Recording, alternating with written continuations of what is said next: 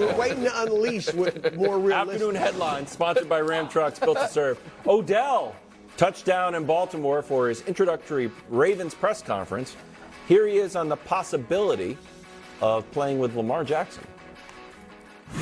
I've talked to Lamar while we was out there, and I know that's a better discussion for these two as far as how that's going to get handled. But the goal was, to come here and have that possibility to play with him, and I'm excited about that opportunity.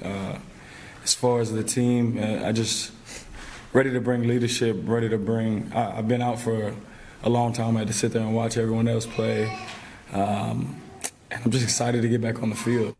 It's kind of awesome. I'm rooting for him. I don't know if Lamar's going to be there, though. Well, look, I like OBJ. He's still a very good player. But like virtually all receivers, what matters here is who's going to be a quarterback. I mean, as excited as people are to have OBJ in Baltimore, if Lamar Jackson's not there, OBJ is not going to make any difference at all. They're going to be a bad team. And guess what? I doubt OBJ is even happy if they're not there or if Lamar isn't there. So I do think, look, he's probably talked to Lamar before and obviously partied with him after he signed the deal.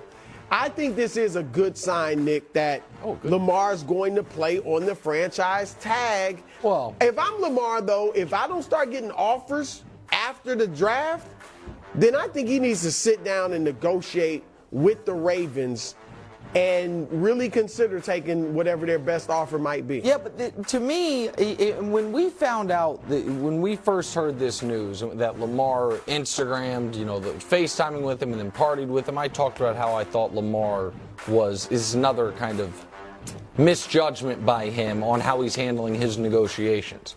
I think I was a little too easy on the Ravens side of this as well, because it works in exactly, the Ravens are only doing this because they believe we can win. This is a one-year contract for a minimum of $15 million for a 31-year-old receiver coming off 2 ACLs, right?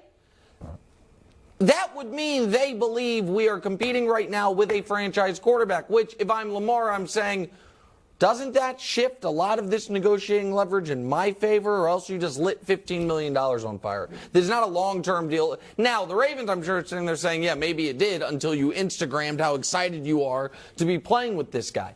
This, to me, has been irrational act after irrational act by Baltimore, and bad business calculation after bad business calculation by Lamar. This is two parties, neither of which is doing what I think the logical things would be. And you guys know how much I like Odell. I wanted him on the Chiefs. I still think he can be a good player in this league. Paying Odell Beckham Jr. $15 million, that becomes $18 million with very reachable incentives. If he leads them in catches, yards, and touchdowns, he gets $1 million for each one. That's pretty good. And so those aren't like impossible incentives to reach.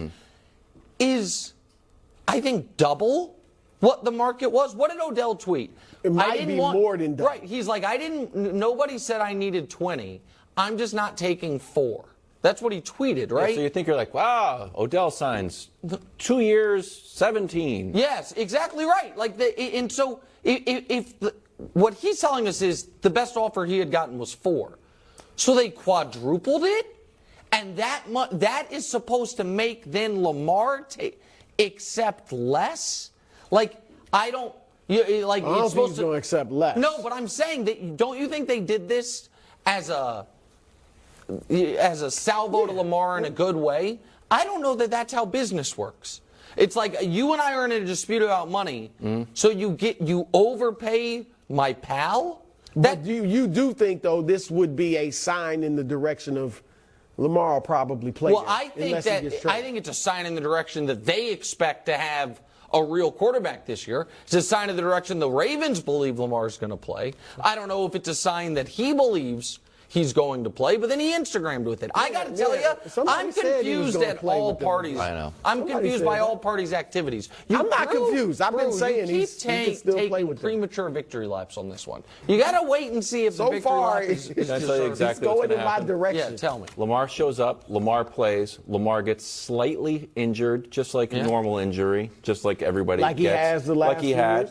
and probably could push it, but says, you know what, I have no financial That's not security gonna help his- and shuts it down. That's not going to help his value on the market, though. Well, see, so But like, gonna like another if he was team. Mac Jones, like another great quarterback who hurt his ankle, he'd be like, I'm going to shut it down. Brew, I don't. You say that. I believe Lamar.